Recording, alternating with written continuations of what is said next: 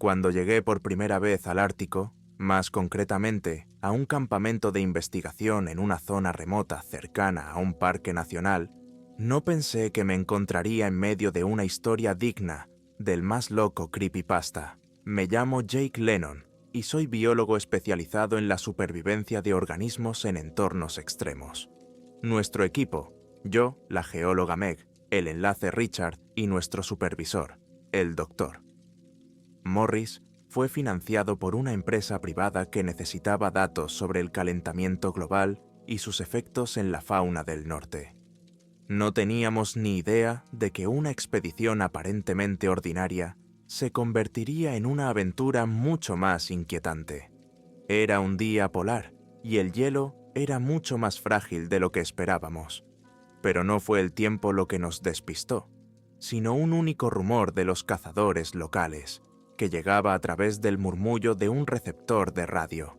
Supuestamente, en las profundidades de este parque nacional, entre crestas heladas y grutas ocultas, había algún laboratorio subterráneo, cuyas puertas llevaban tiempo cubiertas de hielo y cuyos pasillos habían sido engullidos por la oscuridad polar. Nadie sabía quién había construido el complejo ni por qué, pero las leyendas decían que el lugar había sido abandonado a toda prisa, y que era como si estuviera vivo, con extraños sonidos que a veces salían de debajo de la tierra. Naturalmente, tratamos estos cuentos como historias hasta que nos topamos con las pruebas reales. Nos instalamos en un viejo hangar cerca del límite del parque. Desde fuera parecía un cobertizo rectangular con paneles metálicos, pero dentro habíamos montado un laboratorio. Había mesas con instrumentos, cajas de muestras y mapas esquemáticos de la zona. Día tras día comprobábamos el estado del hielo, recogíamos muestras de nieve, sangre de animales del norte, hacíamos fotografías y por las noches discutíamos cómo y qué investigaríamos más a fondo. Sin embargo, pronto se nos vino literalmente encima un incidente insólito. Un anciano, un cazador local, medio congelado y muerto de miedo, entró deambulando. Hablaba una mezcla de inglés y algo de dialecto, pero sus palabras clave, calabozo, pasillos y luz mortecina, eran muy claras. Dijo que se oía un rugido mecánico en el piso de abajo, como si hubiera algún tipo de máquina en funcionamiento. Añadió que había visto a gente con batas blancas, aunque podría haber sido la suciedad de una tormenta de nieve en las paredes del acantilado, algo habitual aquí. El Dr. Morris pensó que el abuelo estaba alucinando a causa de la hipotermia. Richard se mostró escéptico, pero los ojos de Meg brillaron de curiosidad. ¿Y yo? Percibí algo en las palabras del cazador que sonaba realmente espeluznante. Y no me equivocaba. El error fue que decidimos poner a prueba sus palabras. Durante los días siguientes, una extraña serie de acontecimientos comenzó a desarrollarse en el campamento. En la hora polar del día apenas llegaba la noche, pero de algún modo, cada minuto de penumbra parecía alargarse. Podíamos oír golpes lejanos procedentes de algún lugar profundo de las rocas. A veces una lámpara del hangar empezaba a parpadear, aunque el generador funcionaba como un reloj. Hacia el atardecer, la nieve aumentaba, el viento aullaba con más fuerza y aparecían grietas profundas entre el hielo, grietas que no siempre son visibles a simple vista. Y un día, mientras explorábamos juntos, el glaciar se resquebrajó bajo mis pies. Caí gritando por la estrecha abertura. Fue tan rápido que nadie tuvo tiempo de sujetarme. Volé 3 metros hacia abajo y aterricé sobre algo duro. Volví en mí cuando oí gritos en el piso de arriba. Meg y Richard me llamaban. Intentaban que bajara lo más suavemente posible. El Dr. Morris me gritaba que no me moviera hasta que me dieran una cuerda. Pero la luz de sus linternas reveló de repente algo metálico que sobresalía del hielo. Cuando me tumbé boca arriba y miré a mi alrededor, me di cuenta de que estaba en una especie de cueva, con una sólida base de hormigón en el fondo, como lava volcánica congelada. En el centro había una puerta metálica, destartalada, con letras descoloridas. Tenía al menos varias décadas, Estaba cubierta por una fina capa de hielo debajo y nieve que había caído en la grieta. Sentí el aire helado y de algún modo me sentí incómodo, como si estuviera tumbado en el fondo de la nada y sobre mí el mundo siguiera viviendo su vida. Sin embargo, el razonable interés del científico se impuso. Le grité a Meg que no se arriesgara a seguirme, sino que intentara mirar a mi alrededor. Pero Meg era demasiado testaruda. En pocos minutos estaba a mi lado, temblando de frío, pero con emoción en los ojos. Cuando decidimos apartar la nieve y los trozos de hielo de la puerta, descubrimos que tenía grabadas las letras «Propiedad de» y que el texto había sido borrado. Debajo de la «I» había un símbolo en forma de serpiente enroscada alrededor de un poste. Parecía un emblema médico, pero en versión modificada. Empujamos la puerta, que se deslizó de sus goznes con un ruido espeluznante, y el aire viciado salió por el umbral. Nuestro descubrimiento resultó ser la entrada a un pozo vertical con una escalera metálica que descendía hacia la oscuridad. De allí salía una corriente apenas perceptible, pero fría. Era como si hubiera algún tipo de corriente de aire en el interior, por lo que podría haber una salida o ventilación en algún lugar más profundo. Nos dimos cuenta de que, si efectivamente se trataba del laboratorio que había mencionado el cazador, debíamos volver a por el equipo, llamar a Richard con su radio, al Dr. Morris con sus instrumentos y decidir qué hacer. En aquel momento no nos dimos cuenta de lo arriesgada que iba a ser esta salida. Pensé que iba a ser como los viejos búnkeres subterráneos de la Guerra Fría. Pasillos oxidados, habitaciones anegadas, nada sobrenatural. Pero una vez que volvimos al campamento y le contamos todo al doctor, Morris estaba como confundido. Empezó a revisar sus archivos y mapas. Al final admitió que algunos de los mapas que nos había dado la empresa contenían zonas donde se señalaban algunas estructuras que no estaban marcadas oficialmente en los planos del gobierno. Morris aclaró que él mismo no sabía si esas instalaciones existían, pero ahora que habíamos encontrado esa entrada, sospechaba que el lugar podía formar parte de algo secreto. Y ahí fue donde vi el miedo en sus ojos. Tal vez fuera solo la sombra de la lámpara del escritorio, pero el corazón me dio un vuelco. Decidimos salir a la mañana siguiente preparados, porque la helada estaba empeorando y el tiempo se estaba poniendo demasiado malo para una larga excursión nocturna. Qué equivocados estábamos al pensar que la noche nos daría una tregua. Al amanecer, si así puede llamarse a la tenue luz que asomaba por las ventanas, ya estábamos en pie. Percibí una nueva tensión en el campamento. Richard llamaba por radio a alguna parte, pidiendo más indicaciones y un enlace con la base. Morris estaba comprobando la geolocalización. Incluso había llamado a un explorador polar que conocía de una estación vecina para confirmar algunos geodatos. Meg empacó medidores de radiación, termómetros y lámparas portátiles. Yo me llevé un cuchillo y la linterna más potente que pude encontrar. De niña, a menudo me habían fascinado las historias de miedo sobre laboratorios abandonados, pero ahora era real, y no sabía si alegrarme con el aventurero que llevaba dentro, o más bien ponerme de rodillas del susto. Aventura tras aventura, pero el instinto humano de autoconservación me gritaba al oído: «¡Quédate fuera!». Nos dirigimos hacia el lado donde me había caído por el hielo el día anterior. Había dejado de nevar, pero la escarcha era feroz y el viento me mordía la cara. Cuando bajamos a la cueva, busqué inmediatamente la puerta. Seguía tumbada de lado, congelada hasta la base. Había una profunda oscuridad dentro de la abertura, como para recordarme que no había ni rastro de luz solar más allá. Richard encendió su walkie-talkie, hizo parpadear su linterna, me miró con extrañeza y me preguntó si estaba preparado. Pero, sinceramente, ¿quién podría estar preparado de verdad para algo así? Subimos las escaleras de uno en uno. Meg delante, seguida de mí, Richard y el doctor. Morris. Cada paso estaba impregnado de la sensación de que estábamos entrando en un lugar prohibido. Sorprendentemente, los pasillos estaban en condiciones bastante decentes. Paredes de metal, cajas tiradas por todas partes, ningún techo derrumbado. Sin embargo, todo estaba cubierto por una capa de escarcha. Las estalactitas de hielo colgaban del techo.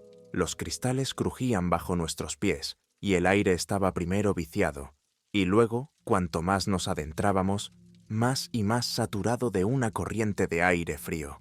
Parecía como si aquellos pasillos durasen una eternidad. Iluminando el camino con linternas, intentábamos memorizar las bifurcaciones, dejando marcas en las paredes y tendiendo una cuerda para no perdernos. A lo lejos se oía un ruido sordo, como el viento en una chimenea.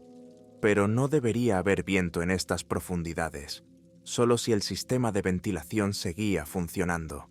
O quizá nos lo estábamos imaginando. Más tarde, sin embargo, descubrimos que el ruido no era una ilusión en absoluto. Cuanto más avanzábamos, más ominoso se volvía. De repente, Richard se detuvo y dijo que oía un chirrido. Todos escuchamos, pero el silencio solo lo rompían nuestras respiraciones y las gotas de agua derretida. Seguimos avanzando, y en uno de los callejones sin salida encontramos un ojo de buey de cristal en la pared. Desde su interior solo se veía un espacio negro. Parecía una cámara de observación por la que se podía mirar pero no entrar. No sé exactamente por qué, pero ese detalle me puso de los nervios. ¿Quién construiría algo así en el hielo? Morris parecía concentrado, como si ya empezara a hacerse una idea de lo que estaba pasando. Meg intentó mantener la compostura, pero pude ver cómo su curiosidad se fundía con el miedo. Lo peor era que estaba claro que había algún tipo de actividad. Rastros de gente, restos de equipos antiguos, herramientas dobladas en alguna parte, como si alguien hubiera recogido sus cosas rápidamente y hubiera huido sin mirar atrás. Pero, ¿de dónde? ¿A dónde? ¿Y por qué? Seguimos nuestro camino y salimos a una gran sala. Cuando encendimos la luz adicional, vimos que parecía la sala de un laboratorio. Mesas largas, matraces, tubos de ensayo, armarios metálicos. Todo estaba oxidado y cubierto de hielo, pero en algunos lugares aún había reacciones químicas congeladas justo en los matraces, como si alguien las hubiera introducido en el último momento. Intenté calcular cuántos años llevaba aquí todo aquello.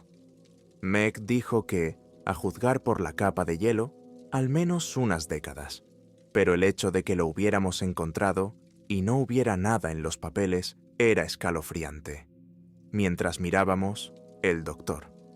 Morris encontró una puerta en la pared que parecía una caja fuerte o un congelador. La abrió y todos percibimos un olor acre y desagradable. Dentro había tejido medio congelado, algún tipo de material biológico, algún tipo de fragmento cubierto de una costra helada. Morris no quiso indagar en el lugar, pero dijo que podría tratarse de una muestra de tejido de animales desconocidos o incluso de seres humanos. Se me secó la boca. Algo me decía que ya estábamos cruzando la línea, pero la curiosidad es algo maldito, y no nos fuimos. Avanzamos en silencio entre filas de viejos pupitres, y de repente Meg dijo que había letras chamuscadas en la pared. PR. Act. No entendimos inmediatamente el significado, porque la frase estaba en otro idioma, posiblemente ruso. Podía ser parte de la palabra practica o proyecto. Sin embargo, en el Ártico ocurrían muchas cosas durante la Guerra Fría. Podría haber habido investigaciones conjuntas o encubiertas, aunque pensábamos que a estas alturas ya hacía tiempo que se habían desclasificado todos los archivos. Parece ser que no, o alguien lo ocultaba a propósito. Richard empezó a asustarse, le temblaban las manos al coger la radio, pero la conexión era pésima, solo se oían sibilancias y silbidos en los auriculares. Dijo que no podía establecer contacto con nadie. Morris, al ver su estado, intentó tranquilizarle, pero ya no estaba tan confiado como de costumbre. Decidimos seguir explorando, pero de forma más organizada. Primero, un largo pasillo adyacente a la sala del laboratorio, luego habitaciones que parezcan viviendas. Si las hay, quizá podamos encontrar algún documento, registro o ficha de trabajo que explique qué era este lugar. Y lo más importante, por qué estaba abandonado. Sentí que el corazón empezaba a latirme con fuerza, y una maldita ansiedad me susurró: «Jake, date la vuelta». Pero no hice caso. Todo en mi interior exigía saber la verdad. A medida que avanzábamos por el pasillo, nuestras linternas captaban señales oxidadas. Sector A, celda fría 2, zona restringida. Parecía todo un complejo, planificado como una auténtica ciudad científica. Y no había nada fuera que indicara su existencia, solo el hielo agrietado a través del cual había caído. Tuve la extraña sensación de que aquel lugar guardaba un secreto demasiado terrible y que, si seguíamos excavando, nunca volveríamos a ser los mismos. Para entonces ya habíamos caminado varios cientos de metros por estos pasillos y salas, y la presencia de algo invisible, pero real, invisible, pero real. Empecé a notar pequeños detalles que en conjunto me producían un escalofrío en el alma.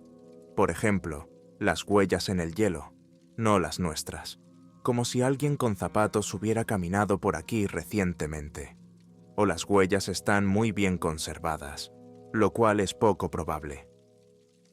En un par de habitaciones encontramos sillas volcadas, agujeros en las paredes, cables arrancados. Parecía que habían huido despavoridos, dejando atrás archivadores llenos. Pero, por alguna razón, tampoco había documentos. Era como si todo el papeleo hubiera sido destruido o se lo hubieran llevado con ellos. Entramos en todas las habitaciones y nos encontramos con los mismos tubos de ensayo, trozos de hielo y, de vez en cuando, como si unas siluetas hubieran aparecido más allá de nuestra visión. Cada uno de nosotros empezó a sentir una presión mental. Algunos murmuramos oraciones, otros nos maldijimos por la estupidez de meternos en aquel agujero. En uno de los compartimentos, que parecía un antiguo centro de control, encontramos un panel de control, un enorme panel con interruptores de palanca, luces e indicadores. Meg y yo nos acercamos y observamos que un par de cables seguían intactos. Algunos de los botones estaban intactos, pero otros estaban fundidos, como si la energía interna o un cortocircuito hubieran quemado el sistema. Contra la pared había un generador de energía carbonizado. Al parecer, también había estallado en algún momento. El Dr. Morris giró una de las palancas, pero fue inútil. Entonces Meg buscó bajo el panel un pequeño cajón cerrado, pero la cerradura había sido arrancada. Dentro encontramos varias carpetas, o mejor dicho, lo que quedaba de ellas. Páginas cubiertas de moho, algunas con texto descolorido. La mayoría de las palabras habían sido borradas, pero sobrevivían algunos fragmentos. Muestra experimental, expuesto, resultados anormales, tiempo de mutación calculado. Y en una hoja estaba la palabra niños. Miré a Meg y nos dimos cuenta de que no se trataba solo de animales. Parecía que también había habido experimentos bárbaros con humanos. Morris apretó los labios y una sombra de rabia se deslizó por su rostro. ¿Experimentos de laboratorio en humanos sin autorización? Ninguna empresa nos lo había mencionado. Todo esto empezaba a parecerse cada vez más a un mal sueño. Entonces oímos un estruendo, como si una pesada losa hubiera caído cerca. Richard, con la mano en la radio, susurró: «Hay alguien ahí fuera». De repente, una luz parpadeó en el pasillo. Sí, luces de verdad bajo el techo que parpadeaban como una fuente de alimentación errática. Pero después de todo, hemos visto que está todo apagado, que el generador se ha quemado. Entonces, ¿de dónde viene la electricidad? No está claro. Entramos con cautela y vimos que, efectivamente, había una luz roja parpadeando sobre una de las puertas. Parecía indicar peligro o una emergencia. Meg se ofreció a entrar, pero Richard y Morris, en cambio, querían volver a salir. Yo estaba entre dos fuegos, pero muy interesado en lo que pudiera haber allí dentro. Al final decidimos trabajar juntos. Al fin y al cabo era un grupo. Meg y yo fuimos primero, con Richard y Morris como refuerzos. Entramos en la habitación, que estaba cerrada por una puerta de hierro entreabierta por alguna razón. Dentro nos recibió un olor nauseabundo, a química médica mezclada con podredumbre. En las paredes había estanterías llenas de instrumentos desconocidos y una especie de compartimentos que podrían contener criaturas vivas. Meg iluminó con su linterna el más alejado. Y lo vimos. Había una gran caja, y en su interior una masa envuelta en una gruesa capa de hielo y escarcha. No se podía saber si era un cuerpo u otra cosa. Me acerqué, intentando verlo más de cerca. De repente me pareció que la masa se movía, como si algo bajo el hielo se moviera. Retrocedí bruscamente, mi respiración se entrecortó y mi mente pareció apagarse por un momento. Luego me concentré en el hecho de que probablemente no era más que una ilusión de luz y sombra, pero aún así era como si el aire mismo estuviera impregnado de la energía residual de los horribles experimentos, como si este lugar siguiera vivo y no nos dejara marchar. A estas alturas, la curiosidad científica ya no era un problema. Incluso Meg dejó de grabar nada en su dictáfono. El Dr. Morris, como el mayor del grupo, dijo: «Nos vamos, ahora mismo». Pero mientras retrocedíamos por el pasillo, una sombra apareció de repente detrás de nosotros, larga, rápida, precipitándose hacia algún lugar profundo de las habitaciones. Oímos un extraño silbido o raspado. Richard me agarró de la mano, con los ojos muy abiertos. Meg gimoteó temerosa, y Morris susurró: «Shh».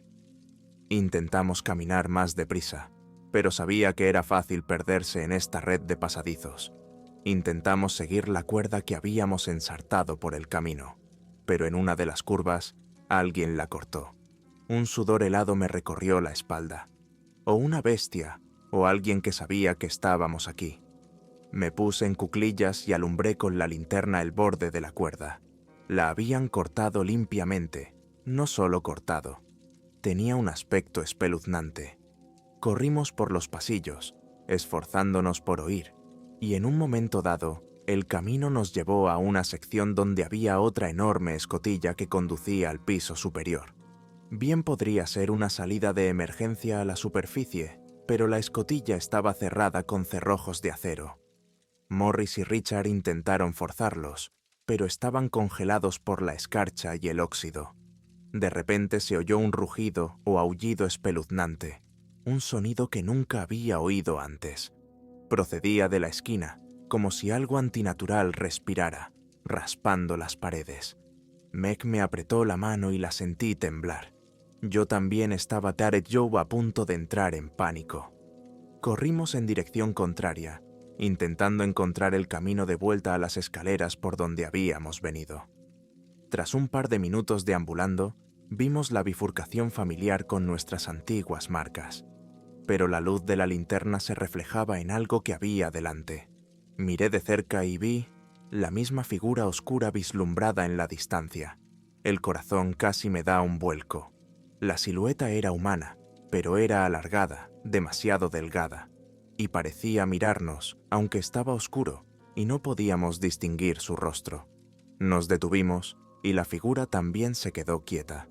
Era como si estuviera esperando. Y entonces nuestro walkie-talkie murmuró algo. Siseó. Richard intentó sintonizarlo, pero nuestro murmullo resonó en el silencio. La figura dio un suave paso atrás y desapareció al doblar la esquina. Entonces corrimos hacia adelante, con la esperanza de que no nos siguiera. Tuvimos suerte. Llegamos hasta las escaleras que conducían al pasadizo por el que habíamos venido. Con un esfuerzo concertado echamos hacia atrás el resto de la puerta. Subimos los escalones oxidados hasta arriba, y el viento nos golpeó la cara como si nos recibiera el mismísimo infierno helado. Pero era mejor que quedarse allí. Pronto estuvimos al aire libre. No tengo ni idea de quién o qué habitaba en las profundidades de esta base abandonada, pero esa sombra, Dios mío, definitivamente era real. Mientras luchábamos por llegar al campamento, nos dimos cuenta de que estábamos en algo demasiado serio. El doctor Morris nos dijo inmediatamente que hiciéramos las maletas. Decidió que debíamos evacuar e informar de todo a la gran base. Meg y yo estuvimos de acuerdo. Nadie quería volver allí. Pero entonces, Richard empezó a hablar de cómo debíamos destruir la instalación. No podemos dejar que se quede aquí sin vigilancia. No sabemos qué horrores acechan ahí fuera. Morris y Meg se miraron. ¿Cómo? No tenemos los explosivos ni la autoridad. Aún así, la idea de que ese mal permaneciera en el fondo del hielo ártico nos mantenía alerta. A la mañana siguiente, hicimos las maletas lo más rápido posible. Pero surgió un nuevo problema. La comunicación por radio empezó a interrumpirse aún más gravemente, como si alguien estuviera interfiriendo nuestra señal a propósito. No podíamos contactar con la estación base para informar de nuestros resultados. Richard jugueteó con el transmisor, cambió de canal e incluso se subió al tejado del hangar, a pesar de los vientos huracanados. Fue inútil. Hacía aún más frío, como si el tiempo hubiera decidido ayudar a ocultar estos secretos subterráneos. Estábamos aislados del resto del mundo. Nos miramos unos a otros, dándonos cuenta de que no estaba claro qué hacer a continuación. Solo podíamos esperar que fuera temporal y que tras un par de horas de calma se restableciera la señal. Mientras estábamos sentados en el campamento, intenté recuperarme del shock. Cerré los ojos y recordé cada detalle de aquel calabozo. Las imágenes de lo que habíamos encontrado allí no me dejaban dormir. Mesas de laboratorio con soluciones químicas congeladas, taquillas abandonadas, aquella criatura o man, no lo sé. Tal vez fuera una víctima de los experimentos que sobrevivió, mutó o se convirtió en otra cosa. O tal vez era un guardia que guardaba los secretos de este lugar. Pero una pregunta rondaba mi mente. ¿Por qué nosotros? ¿Por qué nos enviaron aquí? La empresa que patrocinaba nuestra expedición debía de conocer, al menos a grandes rasgos, la existencia de tales objetos. ¿O nos habían enviado deliberadamente aquí para ver qué quedaba? Morris acababa de sacar el tema durante el desayuno, que consistía en raciones deshidratadas. Admitió que había tenido dudas sobre toda esta expedición desde el principio. Resulta que había sido contratado por gente cuyos nombres no lograba descifrar. Todo había pasado por intermediarios, contratos generosos, mínimo detalle de objetivos. En cuanto intentó averiguar por qué eran necesarias determinadas áreas de investigación, recibió respuestas evasivas. Ahora tenía claro que nuestra misión era en realidad una tapadera. La empresa necesitaba verificar lo que quedaba de un proyecto que antaño había operado bajo el hielo. Nos dejaron aquí como carne de cañón para hacer la inspección, quizás sin saberlo. Dijo que eso explicaba por qué los mapas contenían esas extrañas marcas sobre las que había guardado silencio al principio, porque dudaba si sería una violación de la confidencialidad. Y ahora es demasiado tarde.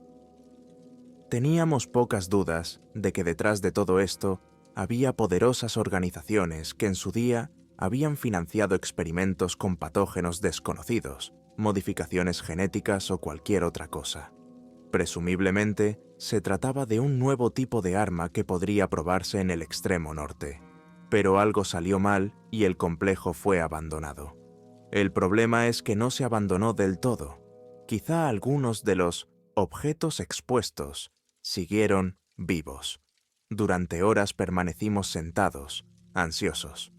Meg estudió los trozos de documentos que habíamos conseguido. En una hoja podía leer Caso 14B, fase final de transformación. El sujeto no responde a la medicación estándar. Probablemente se trataba de un hombre que había sido sometido a experimentos extremos y transformado. Quiero creer que todo es una invención, un error, una coincidencia.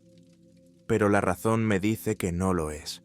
Cuando una de las líneas escritas menciona etapa final, no suena a broma. Y ciertamente no suena como algo que podría terminar bien. Decidimos que deberíamos intentar salir de la zona. llegar al asentamiento o estación más cercanos, donde haya una conexión fiable. Pero llegar hasta allí supondría recorrer varias decenas de kilómetros sobre el hielo, en condiciones de tormenta, sin ninguna garantía de que el equipo resistiera. Morris vacila. Está dispuesto a correr el riesgo, pero al mismo tiempo se da cuenta de que el viaje podría costarle la vida a alguien. Richard sugirió volar la entrada del laboratorio por cualquier medio a mano. Combustible, provocación de una explosión de gas, si es que aún había bombonas allí. Pero Morris temía que solo consiguiéramos sacudir a quienquiera que viviera allí, o provocar un derrumbe bajo nuestros propios pies. Pero sentarse a esperar a que alguien o algo apareciera en la puerta de nuestro hangar era aún peor. Así que acordamos organizar un pequeño escuadrón, Richard y yo, para volver a la entrada e intentar derrumbarla de alguna manera. Meg se quedaría con Morris e intentaría restablecer la comunicación. Dejarlos a los dos juntos era lo mejor, porque Meg era la única que seguía sobria y podía prestar ayuda médica, y Morris, aunque nervioso, era el tanque pensante. Richard y yo, llevando bidones de combustible, herramientas y algunos explosivos que pudimos fabricar con bengalas de cohetes y trozos de viejos lanzacohetes, gracias a los antecedentes militares de Richard, volvimos a nuestro camino. La carretera era una locura, con el viento azotándonos y los trozos de hielo golpeándonos en la cara. Pero seguimos adelante porque estábamos decididos a actuar con rapidez. Cuando llegamos al desplome por el que habíamos descendido ayer, observamos arañazos recientes en el hielo del exterior. Era como si alguien hubiera escalado hacia el exterior.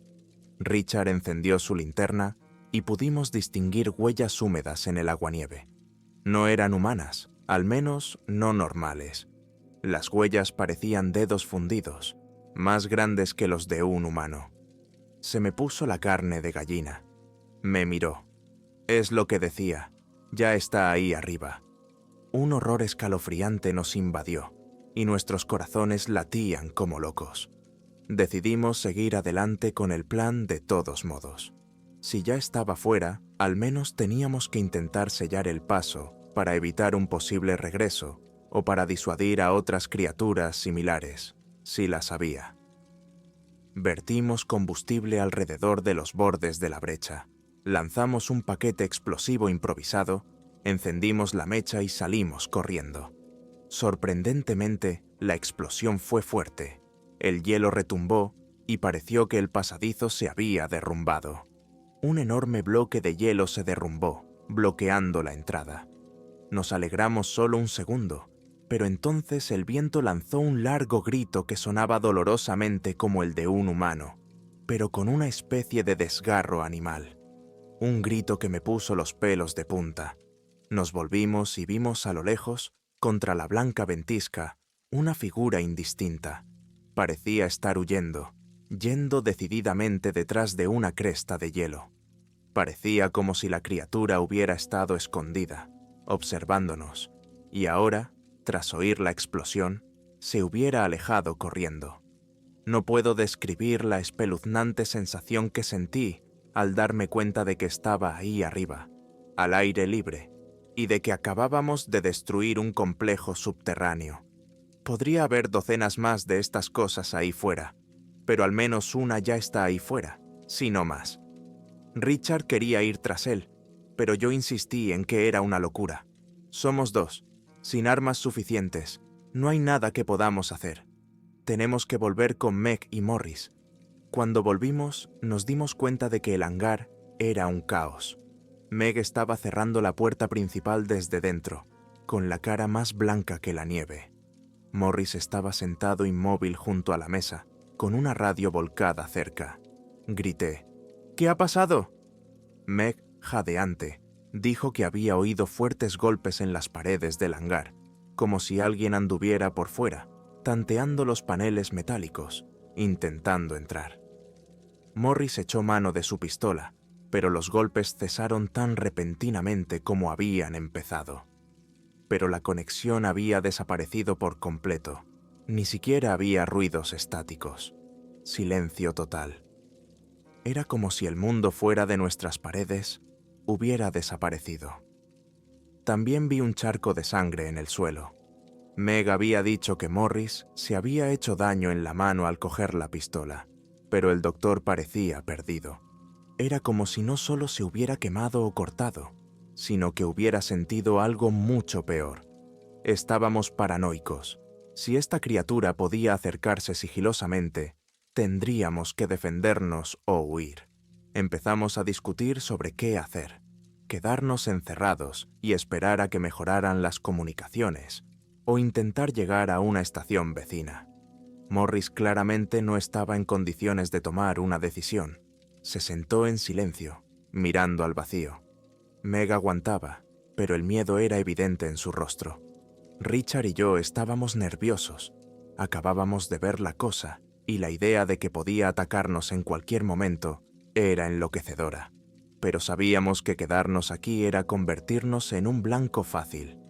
Tarde o temprano la criatura se abriría paso si decidía que éramos su objetivo o su presa. Comenzamos los preparativos urgentes para marcharnos. Reunimos ropa de abrigo, comida, combustible, una baliza de emergencia que no dependiera de un generador estacionario. También teníamos unas cuantas bengalas, que al menos podían servirnos de arma. Meg sugirió ir hacia el sur. Allí, según los rumores, a 20 kilómetros, debería haber una estación de geólogos, donde seguro que habría comunicación y refuerzos. Comprobamos si la criatura había desaparecido de nuestra vista. Había una espesa niebla alrededor. La visibilidad era casi nula. No oímos golpes ni pasos. Aprovechando esta circunstancia, salimos rápidamente del hangar, intentando movernos lo más silenciosamente posible por la nieve. Me temblaba el alma, pues sabía que podía estar rastreándonos, pero estar en la trampa era aún más aterrador. Al principio caminamos más o menos tolerablemente bien.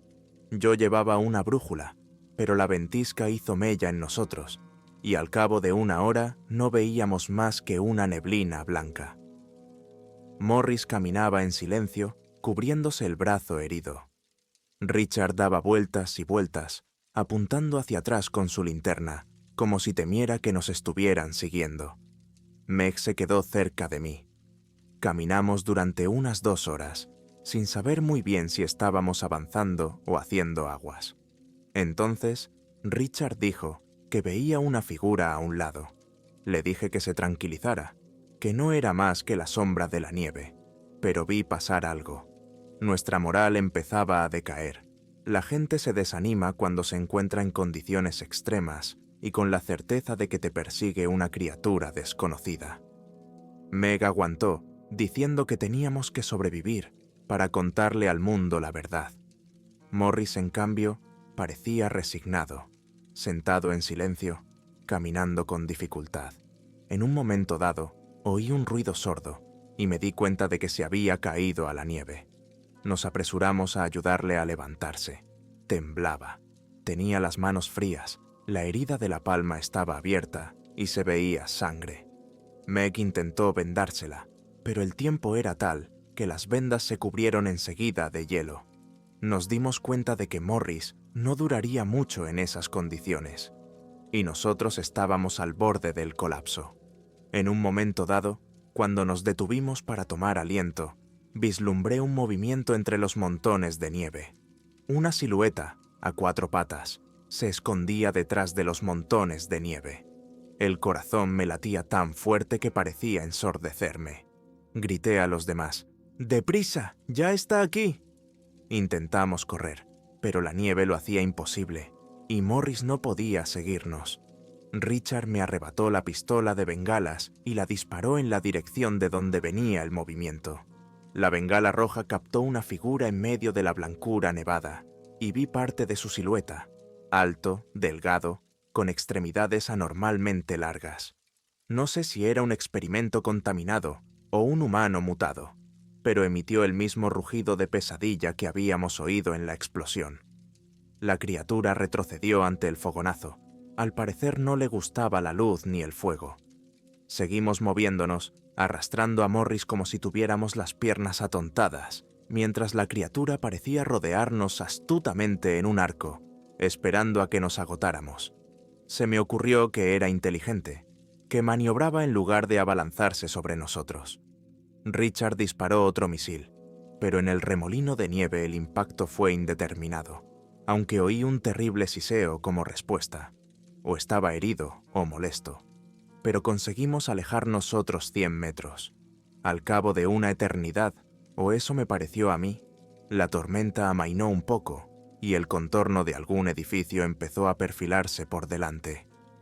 Podía tratarse del preciado punto geológico del que Meg había hablado. Nos dirigimos hacia allí con todas nuestras fuerzas, y la criatura volvió a desaparecer. Ni se la veía ni se la oía. Quizá había decidido retirarse. Irrumpimos en una pequeña casa, o mejor dicho, en un robusto barracón de gruesos muros y puertas de acero. Dentro había varias habitaciones con camas, escritorios, un par de taquillas, pero lo más importante, una emisora de radio. Al comprobarla, Meg jugueteó con los cables. Richard miró alrededor de la habitación para asegurarse de que estábamos solos. Morris estaba tumbado, respirando agitadamente. Tenía tanto frío que apenas podía hablar, pero por suerte para nosotros, la emisora de radio funcionaba. Meg pudo salir al aire, aunque con un chirrido. Oímos tartamudeos, estática, pero alguien le respondía al otro lado, prometiendo enviar un equipo de rescate. Nos dio las coordenadas. Se nos saltaron las lágrimas, mezcladas con sudor y adrenalina. Por fin teníamos una oportunidad de rescate. Nos acurrucamos en la cabaña, intentando no hacer ruido. Vendé el brazo de Morris lo mejor que pude. Le di analgésicos. Richard sostenía el rifle, aunque no había mucha munición. Temíamos que la criatura estuviera todavía por aquí, pero no apareció. Tal vez tenía su propia lógica, o tal vez se dio cuenta de que ahora estábamos en territorio extranjero, o se dio cuenta de que venía un helicóptero con gente. Sinceramente, no intentaba entender qué demonios estaba pasando. Me dolía la cabeza por la sobreabundancia de inquietud, fatiga y aire enrarecido. Nos quedamos en el refugio hasta que llegó el rescate, y fueron muchas horas de espera. Y durante esas horas me senté allí preguntándome cómo sería para la gente conocer la verdad. En algún lugar bajo el hielo del Ártico hay un laboratorio secreto donde se han llevado a cabo experimentos con no humanos. Quizá haya allí más criaturas que desconocemos. Hemos sellado una entrada, pero nadie puede garantizar que no haya otra, o que algunos de los experimentos no hayan salido ya.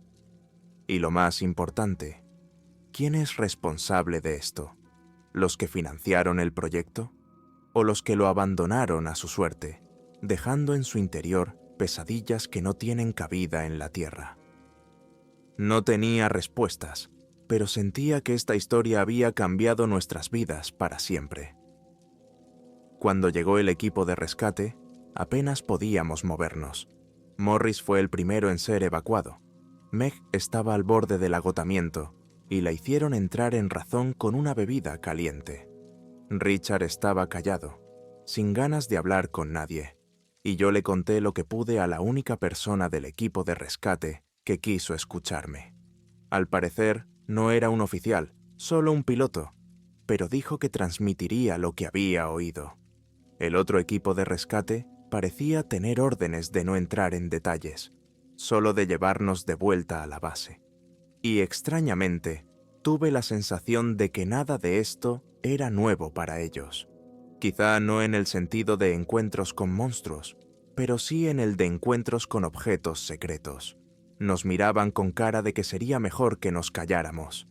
En el helicóptero, de regreso, tuve una doble sensación: alivio por estar vivos y horror por tener ahora una información terrible.